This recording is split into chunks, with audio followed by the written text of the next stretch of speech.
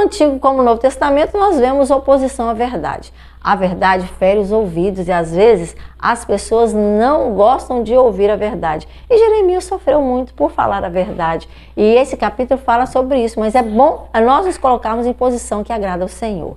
No início de Joaquim, do reinado de Joaquim, filho de Josias, rei de Judá, essa palavra veio da parte do Senhor e Jeremias começou a falar.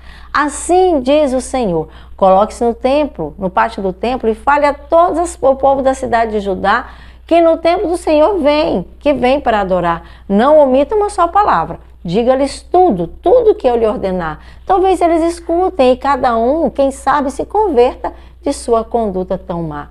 Então eu me arrependerei da desgraça que tenho planejado e não trarei sobre eles o castigo por causa do mal que eles têm praticado. Então diga-lhes, assim diz o Senhor: se vocês não me escutarem, nem a minha lei que dei a vocês não seguirem, nem tampouco praticarem, e se vocês não ouvirem as palavras dos meus servos, os profetas que eu tenho enviado, a vocês vez após vez, embora vocês também não os tenham notado, então farei deste templo o que fiz do santuário de Siló.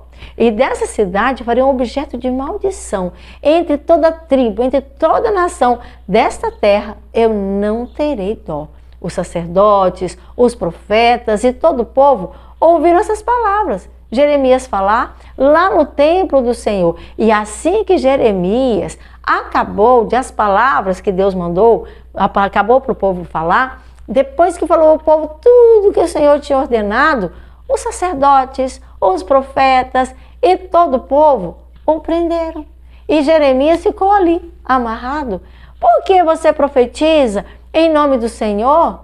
Certamente você morrerá, porque você afirma que este templo será como Siló, e como arrasada e abandonada essa cidade ficará. E em volta de Jeremias todo o povo se ajuntou enquanto ele estava amarrado e permanecia ali, subjugado, lá no templo do Senhor. Quando os líderes de Judá souberam disso, foram do palácio real até lá, para o templo do Senhor. E o que fizeram? Se assentaram para julgar e ficaram ali à entrada da porta nova lá do templo do Senhor. E os sacerdotes e os profetas disseram a todos os líderes e a todo o povo: este homem deve ser condenado à morte, porque ele profetizou contra essa cidade. Ele falou mal de nós de novo. Vocês ouviram com os próprios ouvidos, pois falou à vista de todo o povo. Então disse Jeremias a todos os líderes e a todo o povo: o Senhor enviou-me para profetizar contra este templo, contra essa cidade, e tudo o que eu falei vocês ouviram, vocês são meu povo. Agora corrijam sua conduta e as suas ações e obedeçam ao Senhor de vocês. Então o Senhor se arrependerá da desgraça que pronunciou, que ele falou contra vocês. Quanto a mim, estou na mão de vocês. Façam comigo o que acharem bom e certo. Entretanto, se me matarem, fiquem avisados e bem certos. Vocês, essa cidade, todos os seus habitantes, toda a gente, sim, serão responsáveis por derramar sangue inocente, pois na verdade o Senhor enviou-me para vocês anunciar a vocês essas palavras, que lá no templo eu estava para vocês falar. Então os líderes e todo o povo disseram aos sacerdotes e aos profetas: este homem não deve ser condenado à morte, porque ele nos falou em nome do Senhor, do nosso Deus, e ele fez a coisa toda certa.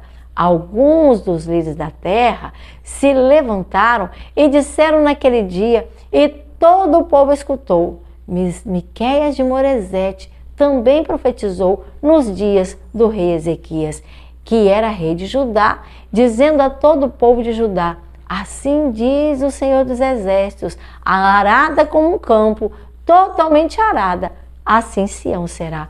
Um monte de entulho, Jerusalém se tornará. Um monte coberto de mato, tudo cheio de mato, até a coluna do templo cheia de mato ficará. Acaso Ezequias, rei de Judá, ou alguém do povo de Judá, o matou?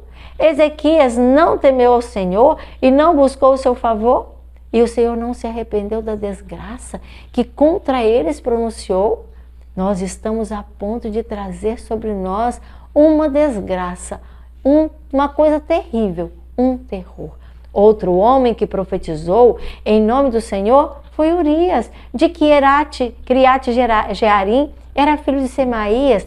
Ele profetizou contra essa cidade e contra essa terra, na verdade, as mesmas coisas anunciadas por este homem, a mesma coisa que fala o profeta Jeremias.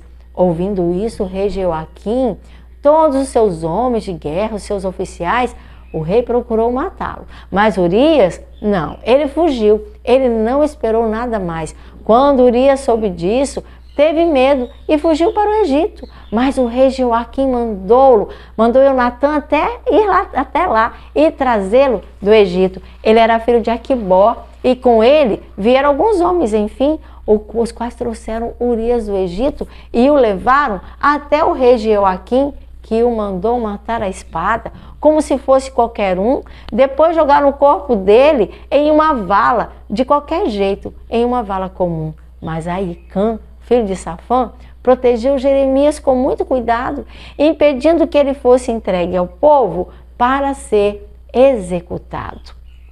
Situação difícil, né? Por falar a verdade, Jeremias foi perseguido.